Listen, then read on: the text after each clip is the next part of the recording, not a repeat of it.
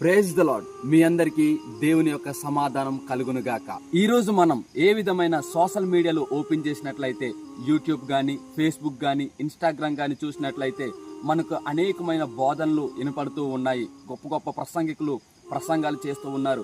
అయితే కొంతమంది ప్రసంగాల ద్వారా విశ్వాసులు చాలా కన్ఫ్యూజ్ అవుతూ ఉన్నారు. ఏంటంటే ఎవరిది సరైన బోధ? ఎందుకంటే కొంతమంది సేవకులు ఒకరి మీద ఒకరు నీది తప్పుడు బోధ అంటూ ఒకరిని ఒకరు విమర్శించుకుంటున్నారు.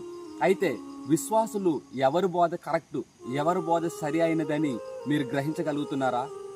ఈరోజు మీరు ఆ యొక్క వాక్యాలు విన్న తర్వాత కన్ఫ్యూజ్ అవుతున్నారా? దానికి గల కారణం ఏంటో తెలుసా? మీరు వాక్యాన్ని ధ్యానించకపోవడం వలన, లేకపోతే ఆ యొక్క బోధనకు మీరు పరిశోధించకపోవడం వలన మాత్రమే ఈ విధమైన కన్ఫ్యూజ్ జరుగుతూ ఉంది. ఒక్కసారి మనం బైబిల్లో చూసినట్లయితే అపోస్తల కార్యములు 17వ అధ్యాయము 11వ వచనంలో బెరియా అనే ప్రాంతం ప్రజలు పౌలు, శీల ప్రకటించిన ప్రతి ఒక్క సువార్తను, ఆ యొక్క వాక్యాన్ని వాళ్ళు విన్న తర్వాత పౌలు చెప్పింది ఎంతవరకు కరెక్టు, పౌలు చెప్పింది ఎంతవరకు అబద్ధం అనేది ప్రతిరోజు వాళ్ళ యొక్క వాక్యాన్ని వాళ్ళు పరిశోధిస్తూ వస్తున్నారంట. ఈరోజు నేటి క్రైస్తవులు పాస్టర్ గారు చెప్పిన వాక్యాన్ని పరిశోధించకపోవడం వలన మాత్రమే మీరు ఏది సరైన బోధ, ఏది తప్పుడు బోధ అనేది గ్రహించలేకపోతున్నారు.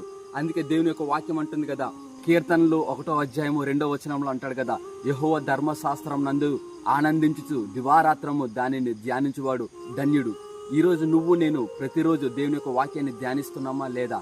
ఒకవేళ నువ్వు ధ్యానించపోయినట్లయితే అనేకమైన బోధనలకు నువ్వు కన్ఫ్యూజ్ అవుతూ ఉంటావు. కాబట్టి ఈ రోజు నుండి ప్రతిరోజు కనీసం ఒక్క అధ్యాయమైనా నువ్వు చదివినట్లయితే ఈ యొక్క బోధన నుండి నువ్వు రక్షింపబడతావు, కన్ఫ్యూజ్ అవ్వకుండా ఉంటావు. ఆమేన్.